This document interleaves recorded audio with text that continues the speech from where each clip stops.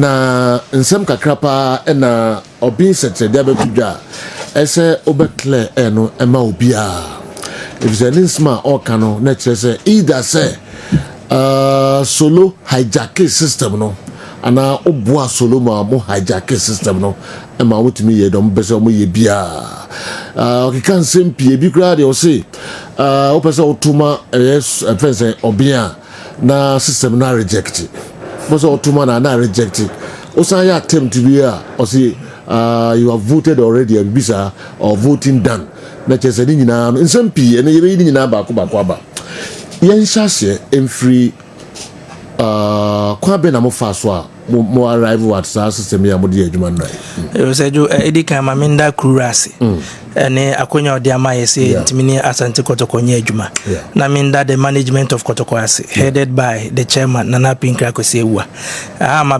maba with the permission of the head of communication director lawyer Safuduku na mencha Asante Kotoko support say wo wiase afa na nyina say omaya adumama the first ever yetimi electronic voting aye elections e Ghana for a sports club any West African nyina na yenyina enim kwankwa fabu census efa so bae ye dwene se kwan ben ye befo so aye betimi abo Asante Kotoko amanetime raise sika bosumi bia na abo team no eno ne me yakofa fabu census bae na de ba kwa na ewo fabu census mu ni say supporters na Krura say omuna ye owners of the club no they should have a say in said their club no enyoma etie and one of the things was to allow them to be able to vote until started with the supporters leadership initially nanke to only NCC leadership nkwa until the obeba na circles for nkwa na to aba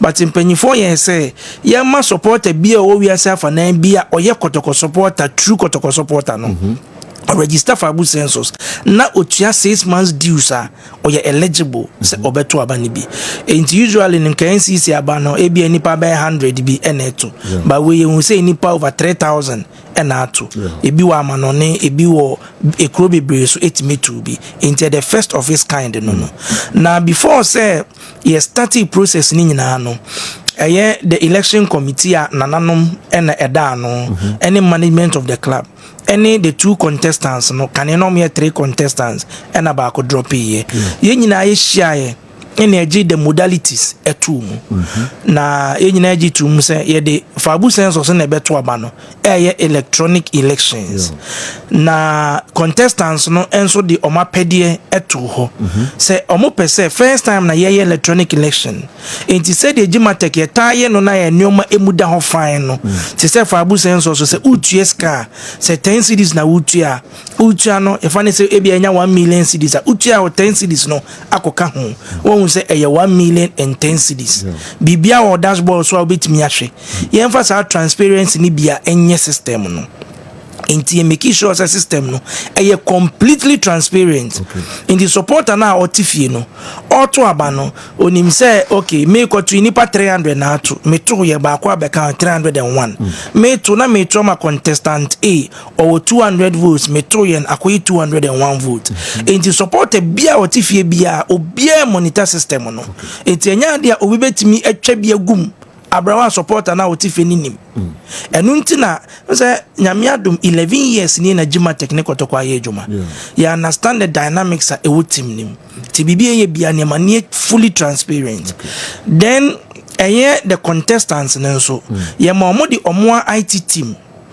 ebae ema ye ni omu nyina hia before election no kra that's the week before and nyina ye share system nim obia busa ne questions ema obia jitu mu say the system is robust for the election credible for the election and it is transparent enough and apart from their supporters ni who are supporters no dashboard mu voter koso no IT teams of the contestants no ye ma omonso a special dashboard apart from the voting results that almost saying certain details medema intibi obetima project na supporters no media make so that supporters ne betimi okay nti every America which the about television is na doc achechim kakra de amaye whatever you have no pamcho mo mayenhwe na doc mfaso na onchechiri mai yento aso ba na enti omuhu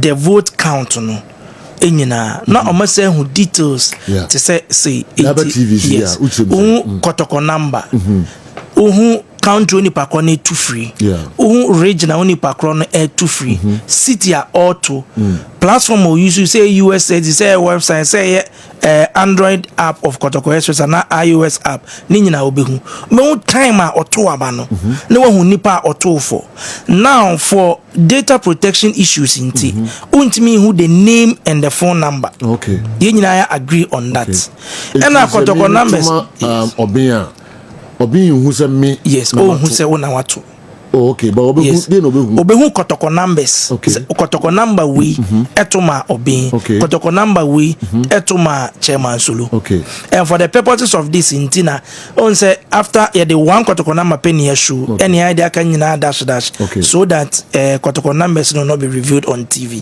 but omuhu all those details no because na person process very transparent apart from that no more opportunity say at any point in the elections no on meet ma download the Excel file of omo election no details nyina in say BBC na wonte ase you can download the Excel file and go through the file say BB wrong go mo yes so the system no was completely transparent and we gave them the accesses no and no nkyere say our system ni mu a obetima ko change BB wo there be entisa tina obia ni kwa obetima fa bia so hijack system obia say jo say adwuma yi munim ya chekakra yes system na most of the TV stations and big institutions organ vote easy no and over the years we know a normal way nyina so you put certain security measures be in place number one yenim say obi betimi register nipa bebre no ajeje omo phone number ne password so obeto ama omo so you implement what we call OTP one time password and this say ojeje phone numbers any password impuna o log in before say ebe approve ama wato aba no ebe busa say dial code bi wo phone so nanya 6-digit code fa shem ansa na watimi ato enti with that no bi ntimi enkoto ma obi ma nenye je say Matia say to mame enti me dial code ni di me code na ma I see the bedena obe complain say say be a main narrow others obi a person to bo bia eno nko ha de enko oye second attempt na akache say wato abandada is that possible explaining we not supporters in Nigeria o the USSD air to abandon say the all send new be mobile money no one book code no and one selected the person here the process then say obo code *920 *99# na ebeba say national supporters elections number 1 obin seche number 2 Solomon Fosuare no what choose the open who choose the open na ebebu say confirm select 1 to confirm 2 to cancel and to select 1 to confirm na abato na ato na it said the who send obi money no say o chewo so a session need me end okay they said o send mobile money am obi na say ball pin na wa check certain session be end because na o mama menya ntoma ba you ene one scenario second scenario ne say o to aba na unya choose 1 no na o send dia even post say o network drop here because I was sending no what way we in this network drop here after say o select 1 to confirm na a drop here ubo say me network drop here after there me sa bo code ni be ese mato we enti process next start here no you nya 1 or 2 people be am ka say me na me too me choose to confirm that me hu the see be wa me network drop here me to ese mato we so what we did ni say say beka chero say what way we keke no they say you have voted for this person and say Kotoko support bia oti bia na obetima fa phone but *920 *99# say what to abani bia e be show the automano I will be a bit my CCA. Obi otoma abani BCCA or bono neiso star 920. A back at you say voting has closed. Now the auto abanema anyway it has been counted. I see. In this a complaint no would you to any I need any. Don't narrow bebem dear, but at any point jamo on any IT team no about during the offense voting no a complaints be. And my okra also can say okra experiences had in be. Is it true? So about home on the couch my ujitum so okra will encounter some problems. I want to say the Umbeka radios wasn't a representation of idea of frame or phones of my discussing. Okay. It was around 3 thereabout and a frame with the IT team. Say Omehu Bibia Omontiasi in Tombeso Mubusami. The issue was say Otu abana maminchim zena supporters in tiase. They said yakotu aba election day na ya county papers no. Yesi nipa 200 ne koto abano etintim so 200 ne eneguwe. Ya county say contestant A enya 120 ye yini diaguo. Contestant B enya 80 ye yini diaguo. Eno issue ye nyina enim say we enya 120 we enya 80. Now the second page ani show has see and he say ya county awie no. Yes. Ya county awie na obi hu de obi enya no. Ye hwehwe count na ya count according to time omede to aba. Okay. Yes, according to time on the tuaba. And I'm say from 1259. No mu say omo to be no. Omo de no embam bedasro say new one so mato. Okay. 80 and I make say yes. Me amenhu sa de no. 80 me friend me IT tambuta say oh there be oko say o show page ni say bi wa na nka me ncha de bi. O say hu previous 1 2 3 4 okay I was so because any panel to abane doso page be at me show about just 30 2% who next people on my vote here o click next page ube hu enti me mo click mo hu say omo after 12 omo to ebi to 1 ebi to 2 ebi to 3 ebi to ni nyina no e wo ho okay obi a timestamps e wo ho and a CSV file na ye Excel file na download me buso so ma download ani mo hwemwa mo hu sa amount for vote after 12 ni ade na mo say ani but still mo ntia say ade na e wo say arrange say omo to first no e de ne ba rent science no just say obi a hack system and we can assure everybody say you see security measures are there yes are we know a serious security measures. Even USSD no hit only one IP address. Hit only one IP address. Enti obi ntimi use entene fie na we use another IP address e dey atu egum. Okay. Secondly, ye to abani nyina ye monitor no throughout. Ye nim IP address a obi a auto e won the phone so bia AUC. And the system was monitored. Okay. And all the teams were monitoring the system. Okay. We have people outside Ghana not also monitor the system for us. And we can assure Obia say the system was never hacked. Okay. The system timer almost notice say it's at 12:59 or more can. Now about to more than 2,000 votes cry. Okay. Enti Sergio Mamimbu say BBO. Enipa 9,604 and they eligible some betuaba. Not only 3,782 now too. So we be so we ma enipa 6,000 who amount to here. And one na be go. Because the akano a also say amount to here. But the system was strict to say enipa specifically na amount to abano. E hwana ejina wow. Dr. Naro bebem die better ye beba voter turnout na sifo ni nyina no be boy ho ni ade but we o chere say o ka say 80% na bedem not less than 80% right from early voting now kopim so mu 80% na dem musa did say plans and am be how do you answer that? What's the election will be our strategy? Say wa kobobo na wa odo park and so prepare park na mo koboy and ujina chira hu nioma bibiri babo no wonka hu mbobi timi aba na man to be those say me a registered member. Okay. because me jinechira measure na election obi a on strategy na ade ba kwa realize say the other party no omo yes smart kakra do me so omo nkofo ne to ntem it's early morning before 6 o'clock no na people are ready omo try so beto okay but the system was blocked till 6 no ye be na 14 seconds and obi to first one. Wow. 14 seconds and obi to first one. Okay.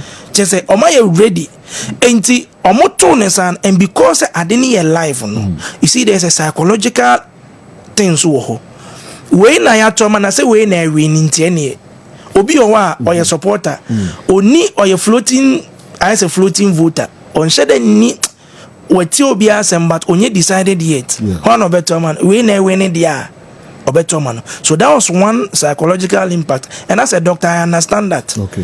Enti omo e project say ibenya 80%. Ti enko phone entungum. So realize say omo started so omo to no omo na about 81 80 81 80 na atia bakakra sa. Okay. Wow. The one ne jina sa me di koko wie e vote percentage na ye de adwuma enti wo hwe screen there me de ma na obon say percent enye se ejina 81% flat point that so okay you get it enti e ho no because ye vote na ye percentage ni say unya 50 vote krampa en change percentage ne kese okay because obi enko for 2000 amano okay and enko for 200 ana 200 amao se unya 50 vote to cry percentage ne be change bi akobe 1 okay percentage change bi 0.5 enti wo adwene mu ne de ade na gira 80 hosa na enko and looking at the number of people na enyanto ye no you can amass your people to vote if they have not voted because more than half of the people have not voted yet. Your name is Philip Jimah and AD and Komo Fabu census and a FINRA system. Yadi eto aba Kumasi Asante Kotoko supporters in chairman. So system here all can say West Africa and West Africa.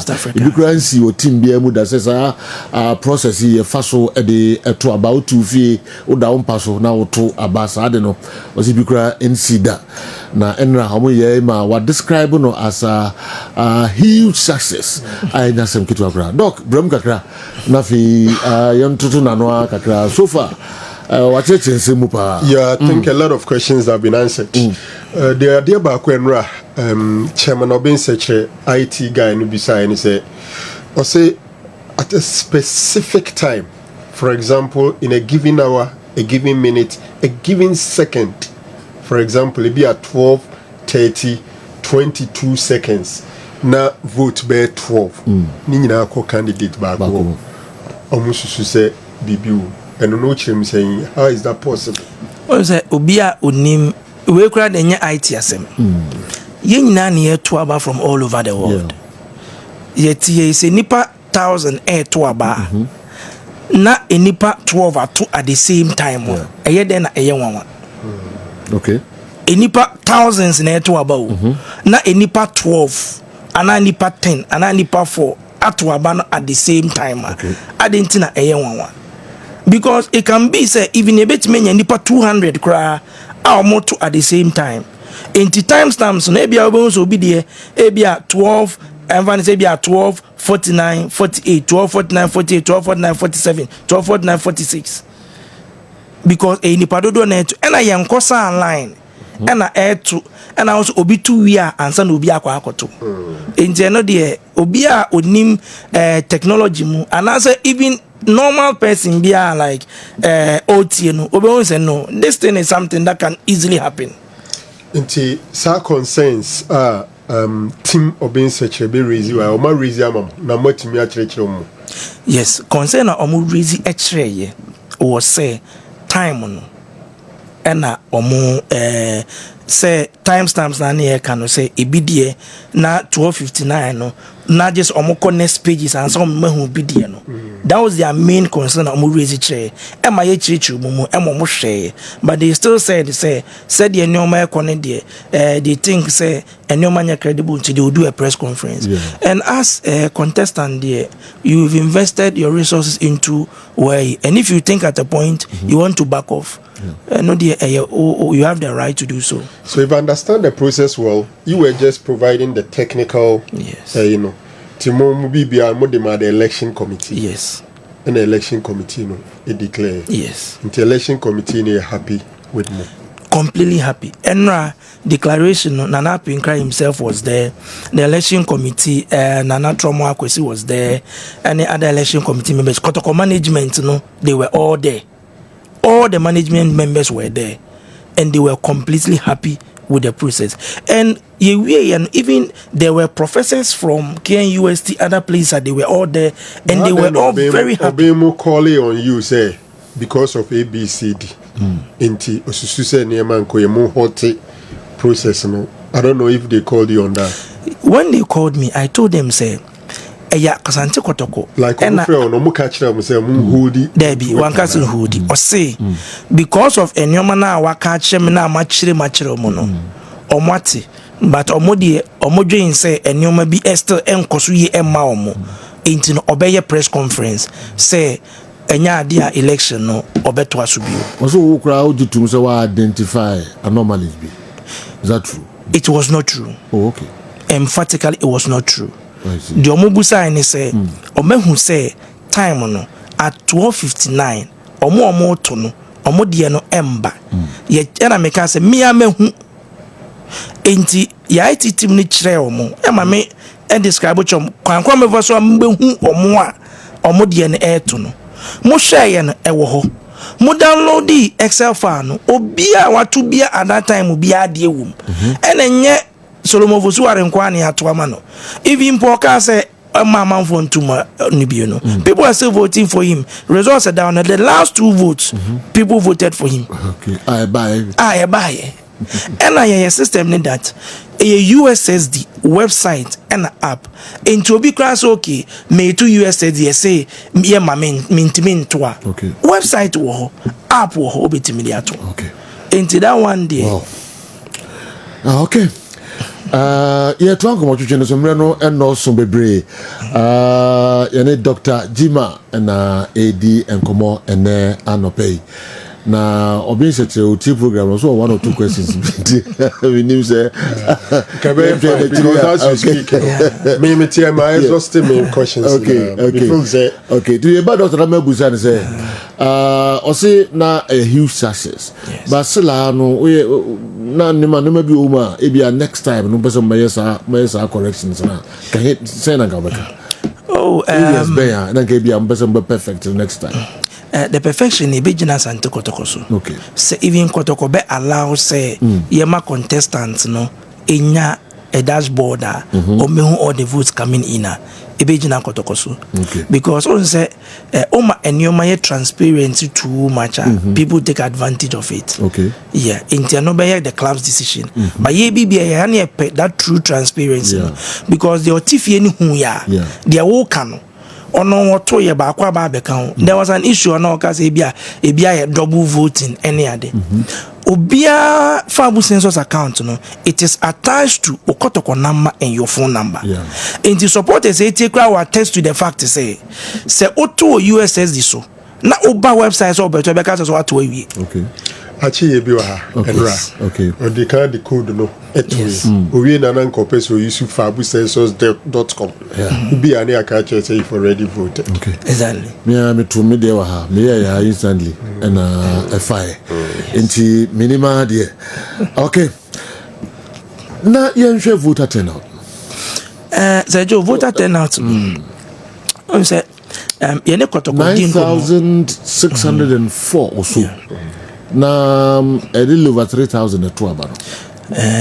What is it? Voter turn, I think say next time now will say club no more publicity no. Okay. And a doso. And also a first timer yeah. Inti ubuan intiasi no krano.